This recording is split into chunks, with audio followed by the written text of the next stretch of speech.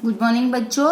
हमने last video में chapter number 11 बकरी और भेड़िया ये स्टोरी पढ़ी थी। उसका आधा पार्ट हमने पढ़ लिया है, बाकी का अभी आज पढ़ेंगे।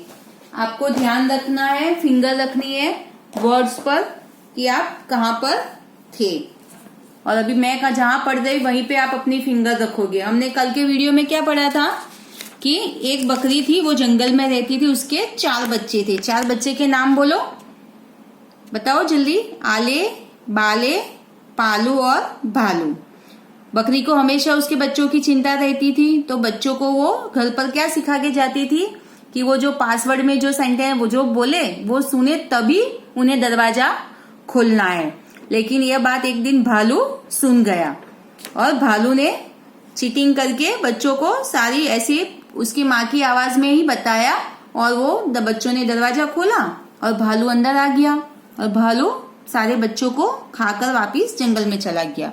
और जब बकरी जंगल से वापिस आई थी घास खाने के बाद, तो उसने देखा कि उसके बच्चे तो है ही नहीं, तो वह बहुत दुखी हुई। और आगे का अभी पढ़ते हैं। शाम को जब बकरी पहुंची तो उसने दूर से ही देखा कि दरवाजा खुला है। डर के मारे उसके पैर नहीं चल रहे थे। पैर नहीं चलना मतलब एकदम हम जब डर जाते हैं ना तो हमारे पैर काम नहीं करते। यह बच्चों को बुलाती हुई आगे बढ़ी, पर न आले आया न बाले आया, न पालू न भालू। चारों में से एक भी बच्चे आए नहीं। बच्चे क्यों नहीं आए? क्योंकि भेड़िया उन्हें खा चुका था। जमीन पर उसे भेड़िए के पैरों के निशान दिखे। देखा तो उसने जमीन पर किसके पैर के निशान देखे? भेड़िए के। और उसको पता चल गया कि भेड़िया यहाँ आया था, और वह बहुत ही डर गई। पहले तो वह खूब रोई, उसके बाद कुछ सोचकर खड़ी हो गई। बकरी उसी वक्त यानी समय, वक्त का अर्थ क्या होगा? समय। ये आप अपनी नोटबुक में शब्दार्थ में लिख देना, वक्त यानी समय। उसी समय बढ़ई के पास गई। बढ़ई यानी कि लकड़ी का जो कामकाज करता है उसे क्या कहते हैं? बढ़ई। उसके पास गई और बढ़ई से बोली, मेरे सींगों को पैना कर दो। पैना मतलब पॉइंटेड, कि उसकी जो सींग थे, ये सींग, इन सींगों को कैसा करना है? एकदम पॉइंटेड, यानी कि हथियार जैसा। क्या बात है, किसको मारने के लिए सींगों को पैना करा रही हो? बढ़ई ने पूछा। बकरी ने बढ़ई को पूरी बात बताई और कहा, अगर देखो डायरेक्ट स्पीच का जो सेंटेंस होता है उसमें कहा लिखने के बाद सिंगल कॉमा, उसके बाद डबल इन्वर्टेड कॉमा में सेंटेंस आएगा, और इस तरह डबल इन्वर्टेड कॉमा क्लोज भी होगा और उसके पहले फुल स्टॉप आएगा, पूर्ण विराम। अगर तुम मेरे सींगों को अच्छी तरह पैना कर दोगे तो मैं भेड़ियों को हरा दूंगी। बढ़ई ने बहुत अच्छे से बकरी के सींग पैने कर दिए। ध्यान से पढ़ो, सींग या अनुस्वार लगता है यहाँ पर, सींग, पैने।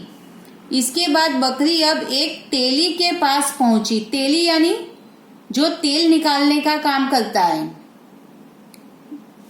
तेली को सारी बात बताकर बकरी ने कहा, मेरे सींगों पर तेल लगा दो और उसे चिकना कर दो। बकरी की कहानी सुनकर तेली ने अच्छी तरह तेल लगाकर उसके सींगों को खूब चिकना कर दिया। अब बकरी तैयार थी। किस लिए तैयार थी? भेड़िया का मुकाबला करने के लिए। वह उसी समय, वक्त यानी समय, जंगल की ओर गई। और यानी यहाँ पर देखो और नहीं लिखा है, ओनली वन सिंगल मात्रा, और का अर्थ होता है तरफ। क्या होता है? तरफ, यानी कि डायरेक्शन बताता है ये, कि मेरा घर मंदिर की ओर है, मेरी स्कूल इस ओर है, यानी कि और यानी एक डायरेक्शन बताता है कि वो जंगल की दिशा में गई और भेड़िए को ढूंढने लगी। उसने सोचा, कहाँ गया है भेड़िया? जल्दी से उसे ढूंढना होगा। मेरे बच्चे उसके पेट में बंद है। बच्चे एक बच्चा है या ज्यादा बच्चे? ज्यादा बच्चे। तो ये सेंटेंस कौन सा हुआ? एक वचन का या बहुवचन का? बहुवचन का। इसीलिए ये जो क्रिया शब्द है इसके ऊपर अनुस्वार आएगा। बहुवचन में ऑलवेज क्रिया के ऊपर अनुस्वार रहता है। अंधेरे में न जाने नन्हे बच्चों को कितनी तकलीफ हो रही होगी। ये क्या कौन सोच रहा है? बकरी।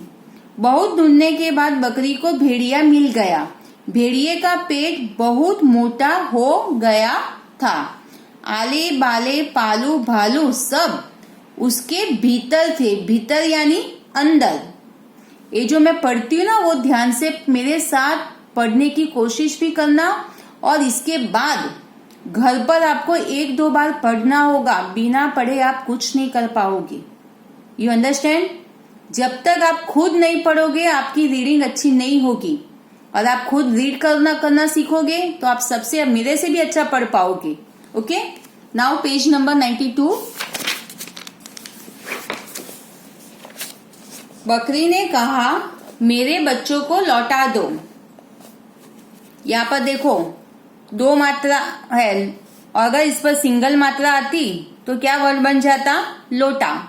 लोटा और लौटा दोनों में फर्क है। ये बर्तन है एक, और ये लौटा देना यानी वापस कर दो। भेड़िए ने कहा तेरे बच्चों को मैंने खा लिया है, अब मैं तुझे भी खाऊंगा। तू क्या यहाँ मरने के लिए ही आई है? बकरी को बहुत गुस्सा आया। वह बहुत तेजी से आगे बढ़ी और भेड़िए के पेट में अपने सींग घुसा दिए। भेड़िए का पेट फट गया और आले बाले पालू और भालू पेट से बाहर निकल आए। बकरी खुशी से चारों बच्चों को लेकर घर लौट आई। तब से रोज सुबह जाने से पहले बकरी उन चारों को धीरे से बताकर जाती। कैसे बताकर जाती वो? धीरे से। क्यों धीरे से बताकर जाती थी? क्योंकि और कोई सुन ना ले और वापिस उसके बच्चों को खा न जाए। इसलिए वो बताकर जाती कि वह कितनी बार दरवाजा खोलने के लिए कहेगी, और बच्चे भी तब तक दरवाजा नहीं खोलते जब तक बकरी सुबह बताए अनुसार दरवाजा खोलने के लिए नहीं कहती। हर रोज सुबह का उनका पासवर्ड बदल जाता था।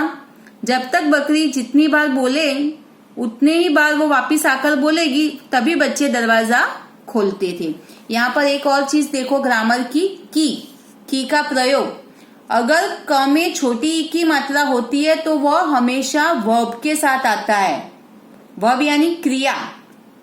बताकर जाना क्रिया हुई तो क्रिया के साथ ऑलवेज छोटी ई आती है, लेकिन जो नाम होगा तो नाम के साथ कौन सी ई आएगी? बड़ी।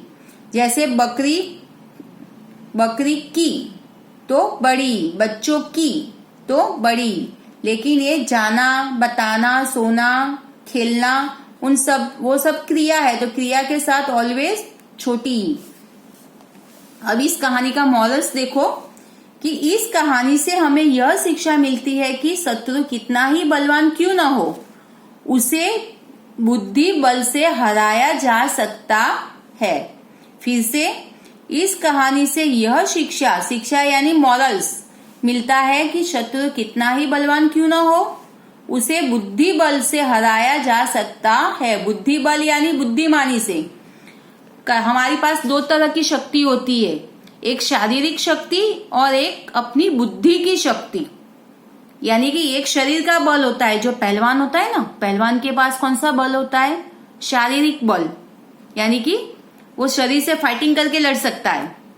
लेकिन दिमाग वाले इंसान के पास कौन सा बल होता है? बुद्धि का बल। वो बुद्धि का प्रयोग करके सामने वाले को हरा सकता है। यानी कि इसका कहने का भावार्थ यह है कि मुसीबत कितनी ही बलवान या बड़ी क्यों ना हो, हम धीरज एवं बुद्धि से अगर काम लेंगे तो उस मुसीबत को हम दूर कर सकते हैं। अब नेक्स्ट वीडियो में हम इसकी एक्सरसाइज करेंगे।